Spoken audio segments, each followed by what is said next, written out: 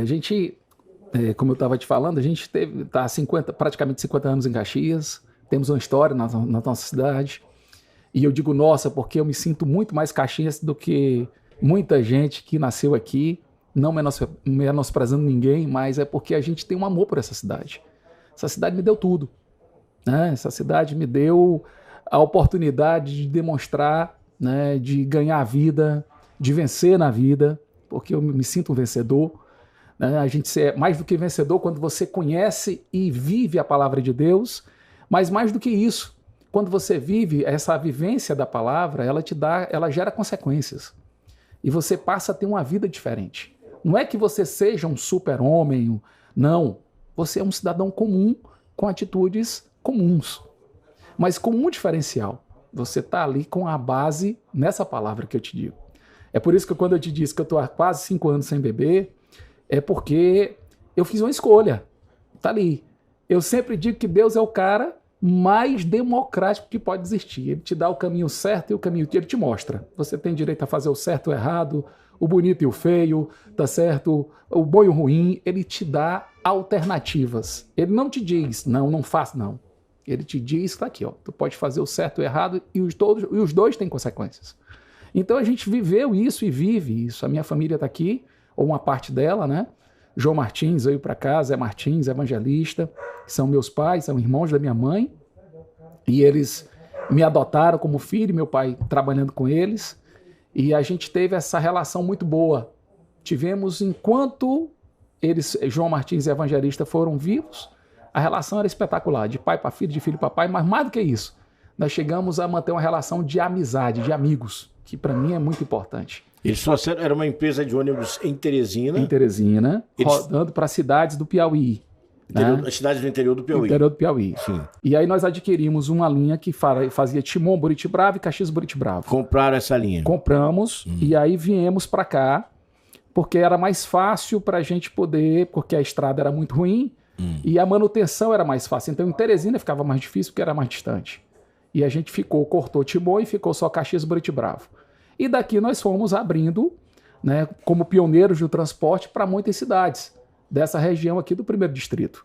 A gente vai aqui, né, passando do 1º Distrito, você tem o senador Alexandre Costa, que era Espírito Santo, um povoado, governador Eugênio Barros, Fortuna, Pé do Morro, Presidente Dutra, Graça Aranha, Gonçalves Dias, aí passando para cá para Buritibrava, Matões, Parnarama, a gente foi até Passagem Franca. Quer dizer, nós desbravamos, nós conseguimos interligar todas essas cidades menores que convergiam para Caxias com ônibus regular.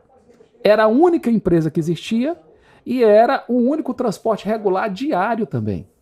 Nós enfrentamos essa viagem era um diário daqui para Passagem Franca? Todo dia, ia e voltava.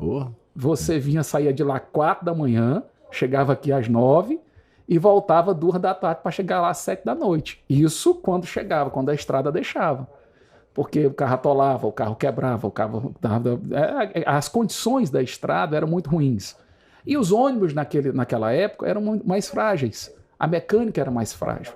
Sem falar que as lotações eram maiores, então, porque como não existia esse transporte, essa facilidade de carro, de moto, de caminhão, de ônibus, de pau de arara, de nada, então nós tínhamos uma quantidade de passageiros muito boa. E aquilo facilitava o nosso ganho e também a gente manter mesmo com essa trafegabilidade ruim por conta das estradas. Eu, levado pelo seu irmão, pelo Edilson Martins, eu estive na casa de sua mãe, e é interessante, sua mãe mora num casarão, uma mansão, no meio de uma garagem, lá os ônibus estacionam, ali tem oficina, tem tudo, não é? Isso está na vida da gente, né? A gente não consegue separar, a dissociação ela não existe, porque nós vivemos a vida toda nisso. Minha mãe é professora, concursada, formada, e ela educou gente a vida toda, certo? Olha, meu pai motorista de ônibus, minha mãe professora. Então, quando minha mãe aposentou, o que aquela minha mãe fez? Mudou para dentro da garagem, aonde ela conviveu a vida toda com meu pai e os nossos funcionários. E ela tem uma relação muito boa, minha mãe tem mais de 80 anos. E eu não quero tirar minha mãe dali. Eu vi sua mãe lá sentada, ela é quem comanda o escritório. Isso até hoje. Isso dá a ela uma atividade diária, isso dá a ela uma obrigação, mas mais do que isso, ela tem prazer de estar lá. Isso para mim conta muito.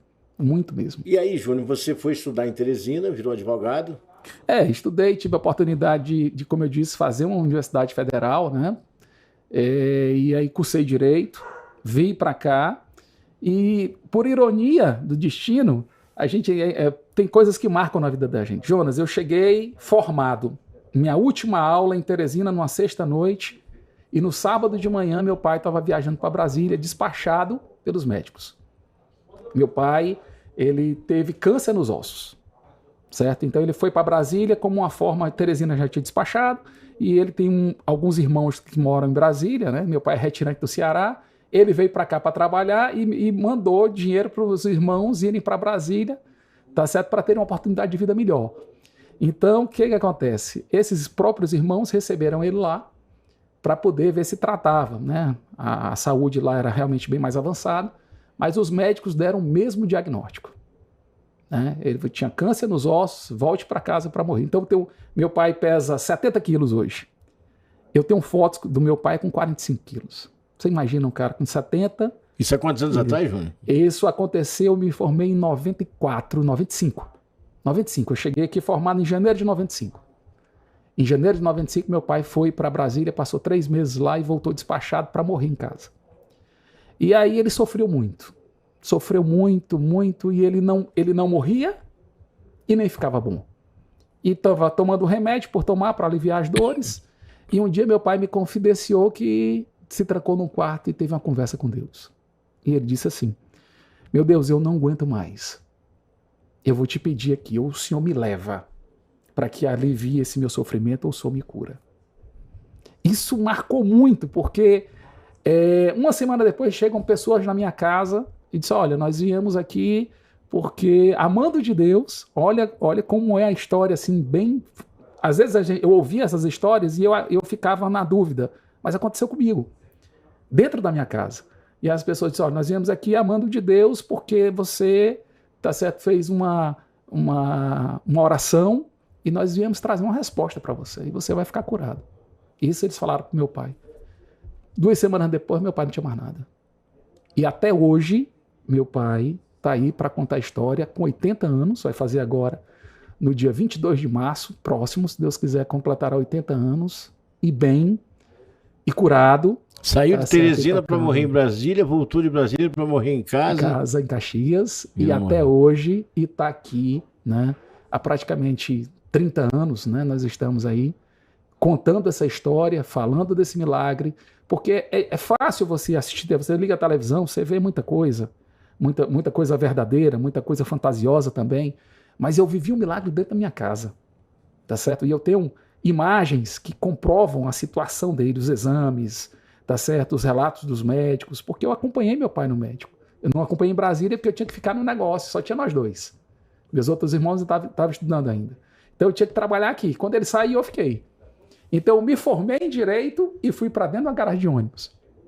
Em vez de montar um escritório inicialmente, correr para o fórum para ganhar a prática, eu fui continuar a fazer o que eu fazia antes, que era dirigir ônibus. Eu tinha um prazer apaixonado de aprender a dirigir ônibus criança. Com 14 anos, 15 anos, eu dirigia ônibus já. E isso eu trago até hoje. Virei vice-prefeito, virei, tá certo, secretário. Mas era exatamente isso que eu ia te perguntar. Eu conheci pessoas, mulheres aqui, pessoas de sexo feminino, que chegam em conversa, batendo papo comigo, e disseram que você foi considerado um dos homens mais bonitos de Caxias, né, naquela ocasião, né?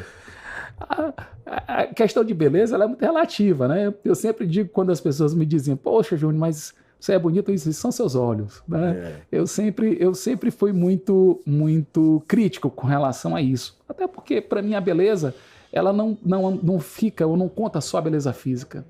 Tem a beleza de caráter, a beleza interior, tá certo? Tem a beleza de procedimento, tem várias belezas que, no conjunto todo, formam uma pessoa mais bonita ou menos bonita.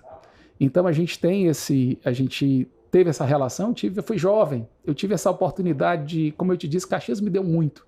Inclusive isso, eu tive algumas namoradas, tá certo? Eu tive a oportunidade de conhecer mulheres muito interessantes, tá certo? Aqui e fora, e eu sempre respeitei isso, sempre aproveitando e sempre sabendo que isso era uma fase da vida, que em determinado momento isso tinha que ficar para trás e o que ficava era só a história, e para frente é que a gente continuava com a experiência, com a criação da família, com a perpetuação da sociedade, com a vinda da prole, enfim, com essa situação que todo mundo vive. Quem tem a oportunidade de ter uma vida normal, de viver 60, 70, 80 anos, passa por isso, fases na vida.